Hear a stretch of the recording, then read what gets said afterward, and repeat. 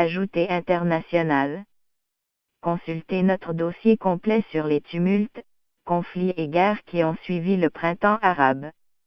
Les difficiles négociations de Genève sur la Syrie ont pu enfin démarrer mercredi, avec l'arrivée de la délégation du gouvernement, qui avait retardé sa venue pour manifester son mécontentement alors que l'opposition réclamait une nouvelle fois le départ du président Bachar al-Assad. Après 2 jours de tractation, la Russie, allié militaire et politique de Damas, a néanmoins convaincu le gouvernement, peu enclin à faire des concessions alors qu'il a pratiquement gagné la guerre contre les rebelles et les djihadistes, de participer à cette 8e session du processus de Genève.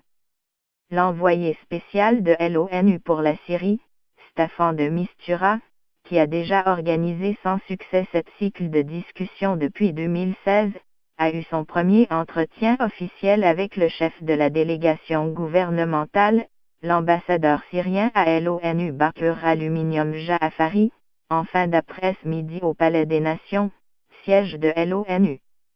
Il a ensuite rencontré dans la soirée la délégation de l'opposition dirigée par Nasr Hariri, avec laquelle il s'était déjà entretenu la veille. M. de Mistura a annoncé que les discussions pourraient se prolonger la semaine prochaine avec peut-être une pause autour du week-end. Changement subtil, il espère pouvoir centrer les discussions avec le régime et l'opposition sur la rédaction d'une nouvelle constitution et l'organisation d'élections sous l'égide de l'ONU, 2 thèmes acceptables pour Damas. Le médiateur compte y parvenir grâce à la présence, pour la première fois, d'une seule et unique délégation représentant toutes les composantes de l'opposition, dont les éléments les plus extrémistes ont été écartés. Le gouvernement syrien a clairement averti qu'il était hors de question de discuter de l'avenir du président Assad, un sujet ultra sensible qui a fait capoter toutes les précédentes réunions à Genève. Dans le communiqué final de la réunion la semaine dernière à Riyad où a été négocié l'accord sur une délégation unique, l'opposition a subtilement modifié son discours sur ce point, en n'exigeant plus le départ immédiat du président Assad, mais en soulignant qu'il s'agissait d'un objectif à atteindre. Mais à peine arrivé à Genève, le chef de l'opposition, Nasr Hariri, a remis de l'huile sur le feu lundi soir en réaffirmant qu'il s'agissait d'une condition préalable à toute transition vers des élections. Flexible, M. de Mistura n'apprécie guère ces provocations devant les caméras qui ne font que braquer le régime.